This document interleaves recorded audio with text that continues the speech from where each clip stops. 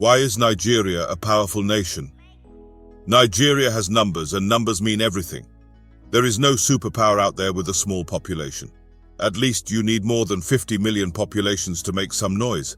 And Nigeria certainly has over 225 million officially and 240 million unofficially. That 25 million on their official population alone swallows up a lot of African countries combined. Why do I claim that Nigeria is a powerful nation, knowing that he who alleges must prove it?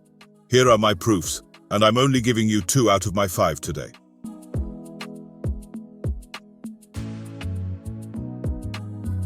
Welcome to Cyber Sniper PI. I'm excited to have you here and hope you watch to the end, comment, and kindly subscribe if you haven't. So I repeat, Nigerians are a very powerful group of people in Africa. Don't get me confused, even though I'm half South African and half Ghanaian. The fact is the fact, truth is truth. You can't suppress it no matter how much you try. In my attempt to explain what I mean, I first have to use the same criteria that have been used to determine great countries around the world. In that, what are the characteristics or synonyms associated with great nations like Britain, like the USA, like China, like Russia, and co. The first historical trait you see among these great nations is their explorative interest, their interest in moving and discovering things. Historically, great nations have had their people take an interest in traveling overseas. This fact cannot be disputed. That's how they funded their development over the years. Go out there, dominate, conquer, and bring home the spoils to develop the homeland. This policy was useful in the past, and it's still useful today. And that's exactly the trajectory Nigeria is on. They go out there and dominate, bringing back the wealth to develop their nations. It's simple and it works. Europe came to Africa more than 500 years ago, and they won't even leave right now because Africa is their bread and butter. They have their hands in our businesses, our food resources, and our government, and they even want to determine who we marry. So being adventurous like a Nigerian is an inherent desire very few people have. It takes a lot of bravery, skill, planning, and adjustments to move into an unknown territory. Plant your feet, start knowing your way around, and look for opportunities. This is not for everybody. I've been through it, and I'm convinced most people would choose to stay in their comfort zones, especially traveling to a country where you don't understand their language, and you are of a different skin color. Allow me to share a personal experience with you. After spending 2 months in China, I journeyed to a small town for work-related reasons. Upon disembarking from the train, a crowd at the station closely followed my every move. I could hear people talking behind me, yet I couldn't comprehend their words. At that moment, I believed I might be the first black person to visit this charming town. However, to my surprise, I discovered a Nigerian who had been a DJ at the town's largest club for over 3 years. His presence made my stay exceptionally comfortable, and I feel compelled to acknowledge and express my gratitude to him. These adventurous tendencies, ladies and gentlemen, mirror the qualities that prompted Westerners to explore, dominate, and achieve greatness. Nigerians embody similar, if not more pronounced, adventurous characteristics, setting them apart from less dominant, densely populated countries. Nigerians are willing to go out there and be relevant in your big universities, in your sports and entertainment, and even in your government. They won't wait for you to come any longer. They will come to you like the Chinese. And they won't come and be begging in the streets, they will survive. And this scares people, but that makes them great, ladies and gentlemen. We hope you're enjoying the video so far. If you find this content helpful, please hit the like button. It supports our channel. And if you haven't already, consider subscribing for more awesome content like this. Now let's get back to the video. Secondly, what makes a people great or a nation great is money, what we formerly referred to as the economy. A small economy means small money, and a big economy means big or lots of money. No economist would dispute this. Nigeria holds 2 powerful statuses: the biggest economy in Africa and the richest black man on planet Earth. Do you know what that means? Nigeria's GDP is projected to hit $1 trillion in 2030. Do you know the countries that fall within the category of $1 trillion GDP in the world today? There are only 19 countries out of the 195 countries in the world. And this makes Nigeria so scary to the West because there is no African country on that list, and they wish to maintain it as it is.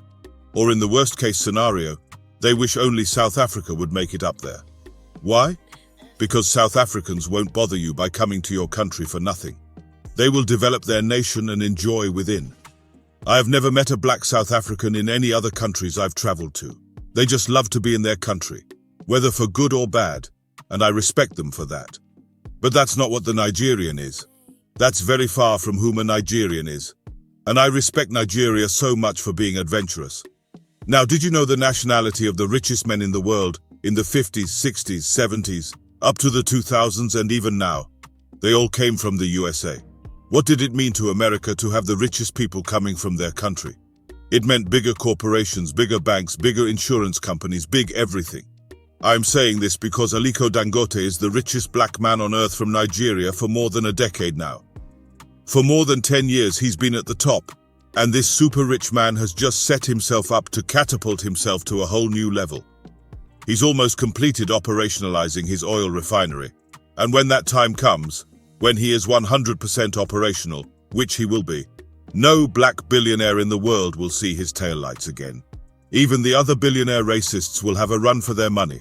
He's gone. He's going to have big money like the Americans had, and then start swallowing up small companies like the Americans did.